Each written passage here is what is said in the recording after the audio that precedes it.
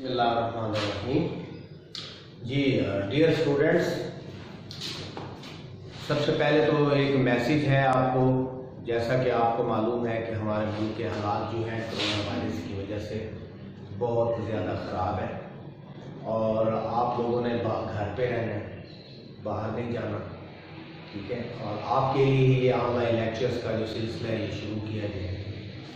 अब इसमें आपने अपनी स्टडी पर भी भरपूर तवज्जो देनी है, ठीक है। इस टाइम को आपने ज़ाया नहीं करना, रिवीजन में टाइम करें, रिवीजन करें और साथ साथ जो है जो न्यू लेक्चर्स जो हम आपको ऑनलाइन सेंड कर रहे हैं यूट्यूब पर, ठीक है, आपके अल्लामा इकबाल कॉलेज से, तो उनको आपने लाजमी स्टडी करना है, लाजमी देखना है। तो आज का हमारा जो फोकस है, जो हमारा टॉपिक है वो है चैप्टर नंबर 20 साउंड वेव्स। और इस चैप्टर में सबसे पहला जो टॉपिक आ रहा है वो आ रहा है बीट के हवाले से, और ये एग्जाम पॉइंट ऑफ व्यू से बहुत अहम क्वेश्चन है, अक्सर ये पेपर में आता है ये सवाल, ठीक है। अब चलेंगे, बीट क्या होती है जी। इसके लिए जैसे हम लफ्ज बीट का यूज करते हैं हमारे जहन में फौरन ट्यूनिंग फोर्क आता है। This is a tuning fork, ठीक है। इस ट्यूनिंग फोर्क की दो स्पॉन्जेस हैं, शाखें हैं, एक ए है दूसरी बी है। अगर हम इसको रबड़ के पैड पर मारें, ठीक है, देन इट विल ऑसिलेट। तो ये क्या करता है? ऑसिलेट करता है। अब देखिए इसमें अगर बी है तो ये रेड लाइंस आपको शो कर रही है ऑसिलेशंस के हवाले से कि ये ऑसिलेट कर रहा है। अब इसी तरह से अगर हम एक शाख पर या एक स्पॉन्ज पर हम वैक्स लगा दें या प्लास्टिक लगा दें तो फिर क्या होगा कि दोनों की जो फ्रीक्वेंसी होगी वो स्लाइटली डिफरेंट हो जाएगी।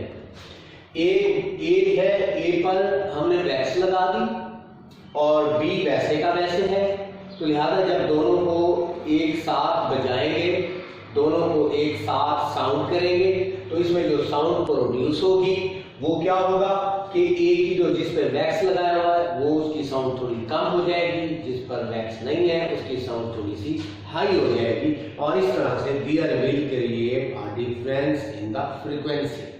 तो लिहाजा इस सूरत में हम क्या करते हैं, डिफरेंट फ्रीक्वेंसीज को हम देखते हैं, ठीक है जी। और इसमें हम डिफरेंट फ्रीक्वेंसीज को अगर एक साथ इनको साउंड किया जाए, ठीक है, तो उसमें एक राइज और फॉल होता है, यानी आवाज ज्यादा होगी या उसमें से जो साउंड प्रोड्यूस हो रही है वो क्या हो जाएगी, कम हो जाएगी।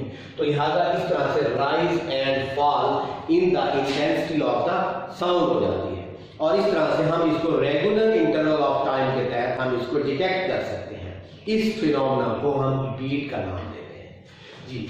अब देखिए इसकी जो डेफिनेशन है, द पीरियोडिक अल्टरनेशन, बेसिकली क्या है, पीरियोडिक अल्टरनेशन है, ठीक है, बिटवीन मैक्सिमम, अभी हमने बात की थी राइज एंड फॉल।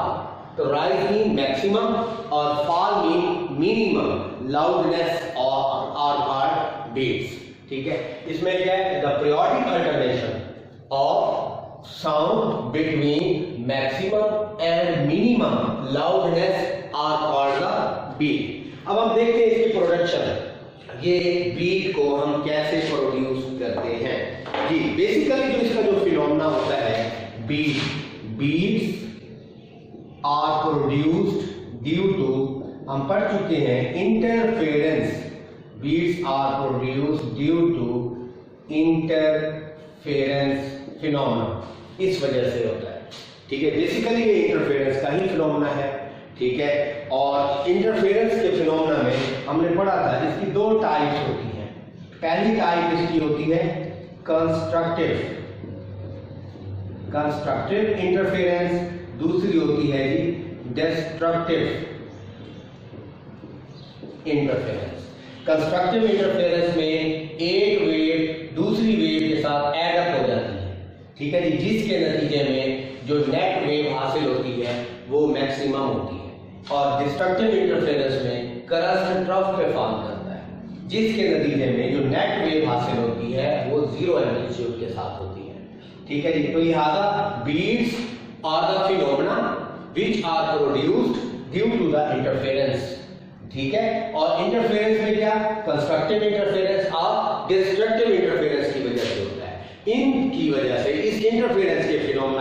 से क्या होता है कि इसमें राइज एंड फॉल क्रिएट होता है in the loudness of the sound, और इस तरह से जो है ये क्या करती है, बीट को प्रोड्यूस करती है। अब एक और चीज कि यहाँ पर जो बीट है, फर्क कर लेंगे फ्रीक्वेंसी F1 है या F8, ठीक है जी। जैसे मैंने बताया कि ट्यूनिंग 4 की दो शाखें हैं, ठीक है जी, ये A है, this will be the B, and F8 minus FB, ठीक है जी। This is called the difference in the frequencies that will equal to number of beat, ठीक है जी, number of beat। The number of beat per second will equal to the difference in the frequencies between two sounds that were produced या that are produced due to the tuning fork, ठीक। अब हम इसका देखते हैं analytical, जी हम इसमें देखते हैं जी इसका जो है एनालिटिकल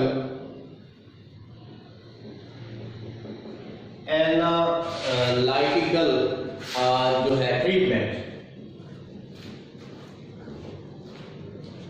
बेसिकली इसका फार्मूला हम ड्राइव करते हैं बीट के हवाले से, ठीक है। तो अब हम देखते हैं कि फर्क कर ले, एक स्पेस है, स्पेस में जो है एक वेव प्रोड्यूस हो रही है, सपोज दैट कि उसकी वेव की जो पावर है, ठीक है जी, ये है during the time t and this will be the wave, ये वेव प्रोड्यूस हो रही है, ठीक है, ये वेव A है, ठीक है जी। और इस तरह से अगर दूसरी वेव को हम देखें, ठीक है जी, ये इसकी जो है जो पावर P2, ठीक है जी, विद टाइम, ड्यूरिंग टाइम, और ये इस तरह से प्रोड्यूस हो रही है। अब दोनों वेव्स में आप देखें तो थोड़ा सा डिफरेंस है, इसका जो फेस एंगल है वो 0 डिग्री से स्टार्ट हो रहा है, जबकि इसका जो फेस एंगल है वो क्या है, मैक्सिमम 90 डिग्री से ये फॉल कर रहा है। अब अगर सुपरपोजिशन का फिनोमेनन को यहाँ पर अप्लाई किया जाए, जस्ट एज दिस,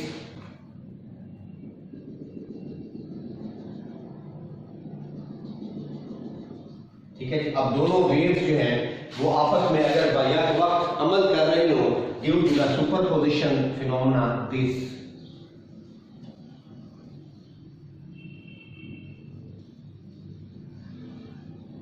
यस, तो ये जो फिनोमेना है, this phenomena is called the beat, ठीक है जी। दो वेव्स जो है, टू वेव्स है हैविंग जो है उसमें जो उनका जो रिजल्टेंट जो प्रेशर है, P मीन प्रेशर, ठीक है, ये वेव 1 का है प्रेशर, वेव 2 का प्रेशर P2 है।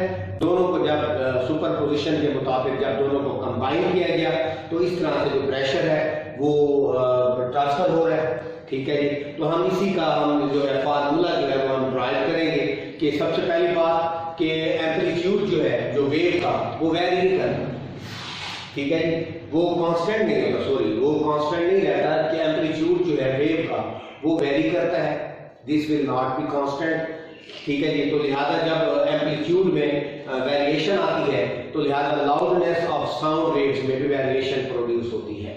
अब ये जो वेरिएशन है ये प्रेशर के लिहाज से, ठीक है। अब देखिए इसमें सबसे पहली इक्वेशन आ रही है वेव 1 के लिए, जो इक्वेशन है वो ये, इसी तरह से दूसरी वेव के लिए जो इक्वेशन आ रही है वो ये आ रही है, ठीक है। अब सुपरपोजिशन के प्रिंसिपल के मुताबिक दोनों को हमने ऐड अप कर दिया, equation 1 and equation 2 are added, then this, and इसमें वैल्यूज जो है इसे पुट कर दें, ठीक है जी, this will be the equation number 3। अब यहाँ पर क्या है कि हमने ट्रिग्नोमेट्री आइडेंटिटी अप्लाई की है, this will be the trigonometry identity, ठीक है जी। अब a जो है वो किसके बराबर है, this will called the a, ठीक है, और ये हमारे पास a है, और ये वैल्यू जो है ये हमारे पास क्या है जी b है, ये साइन नहीं आएगा, साथ ओमेगा 1t आएगा, ओमेगा 1t, बस this will a and this will b। तो लिहाजा अब आप इसी में आप इसको अप्लाई कर दें, इसके बाद हमने इसको सिंप्लीफाई कर दिया, ठीक है। अब यहाँ पर ये देखें कि एक हमारे पास डिफरेंस क्रिएट हो रहे हैं, ओमेगा 1 माइनस ओमेगा 2/2, और दूसरा हमारे पास दोनों की वेव्स जो है वो ऐड अप हो रही है, जहाँ पे दोनों वेव्स ऐड अप हो रही हैं और 2 पे डिवाइड हो रहा है, that is called average frequency, और जहाँ पर ये दोनों आ रही है ये कहलाती है एम्पलीट्यूड फ्रीक्वेंसी, ये चेंज हो रही है, तब्दीली आ रही है इसमें, एम्पलीट्यूड फ्रीक्वेंसी, ठीक है। अब इन दोनों की वैल्यू इक्वेशन नंबर 4 में आप पुट कर दें, then we get the equation number this equation, ठीक है। अब इस इक्वेशन में आप देखें ये जो ब्रैकेट में है दैट इज कॉल्ड एम्पलीट्यूड। ये हमारे पास एम्पलीट्यूड को रिप्रेजेंट करता है, ठीक है। अब एम्पलीट्यूड जो है ये टाइम पे डिपेंड करता है, how fast this will B depend upon time, ठीक है। अब मैक्सिमम एम्पलीट्यूड कितना होगा, इसमें ये होता है, और मिनिमम ये होगा। देखिए यहाँ पे हम कॉस की वैल्यू यूज कर रहे हैं। अब कॉस मैक्सिमम 0 एंगल पर होता है और मिनिमम 180 डिग्री पर भी होता है, तो इस केस में दो वैल्यूज हमारे पास आ जाएंगी। एक हमारे पास मैक्सिमम एम्पलीट्यूड होगा, ठीक है जी, अपर के लिए इसके लिए इस साइकिल के लिए आप समझ लें कि ये एक वेव है, क्रस्ट और ट्रफ पर मुश्तमिल है, तो लिहाजा अगर हम देखें कि मैक्सिमम एम्पलीट्यूड क्या होगा पॉजिटिव साइकिल के लिए, वो ये होगा, नेगेटिव के लिए जो है वो ये होगा, तो लिहाजा दोनों साइकिल्स के लिए माइनस दिया। अब हम ये एक्सपेरिमेंट इस बात को शो करते हैं कि intensity is proportional to the square of the amplitude, ठीक है जी, तो लिहाजा this will be equal to this. अब बीट फ्रीक्वेंसी, अब इसमें एक अहम बात ये है कि हमने आखिर में इसको ये भी प्रूफ करना होता है कि ये जो बीट फ्रीक्वेंसी है वो एम्पलीट्यूड फ्रीक्वेंसी के स्क्वायर के, उसके ट्वाइस के, beat frequency is the twice of the amplitude frequency, तो लिहाजा this will be the beat frequency. ये डबल है एम्पलीट्यूड फ्रीक्वेंसी के। एम्पलीट्यूड फ्रीक्वेंसी का फार्मूला पुट करें, ठीक है जी, सिंपलीफाई करें। अब ओमेगा एंगुलर फ्रीक्वेंसी जो होती है वो बराबर होती है 2 पाई न्यू के, ठीक है। एफ की जगह पर यहाँ पर न्यू भी इस्तेमाल किया जा सकता है, ठीक है। तो लिहाजा इसमें ये इसको सिंपलीफाई कर दें और ये हमारे पास इक्वेशन आ जाएगी, फाइनल इक्वेशन। अब दिस इक्वेशन क्या शो कर रही है, this equation shows that beat frequency equals to difference in two frequencies, ठीक है। तो लिहाजा आज का जो हमारा जो टॉपिक था ये बीट के हवाले से था, बीट से रिलेटेड था, ठीक है जी। और इसमें हमने क्या पढ़ा है, सबसे पहले हमने देखा है कि बीट की डेफिनेशन, ठीक है, उसके बाद हमने उसकी प्रोडक्शन और नेक्स्ट हमने एनालिटिकल ट्रीटमेंट और उस ट्रीटमेंट में हमने फार्मूले को ड्राइव किया है। अब इसमें हमने इस बात को जो है वो प्रूव किया है कि अगर beat frequency will equal to the difference of the frequencies of two waves, ठीक है, ये दो वेव्स की ये फ्रीक्वेंसी है, ये एक वेव की फ्रीक्वेंसी है, ये दूसरी वेव की फ्रीक्वेंसी है, लिहाजा दोनों वेव्स की फ्रीक्वेंसी का जो डिफरेंस है वो बीट फ्रीक्वेंसी के इक्वल है। ये हमारा था आज का टॉपिक।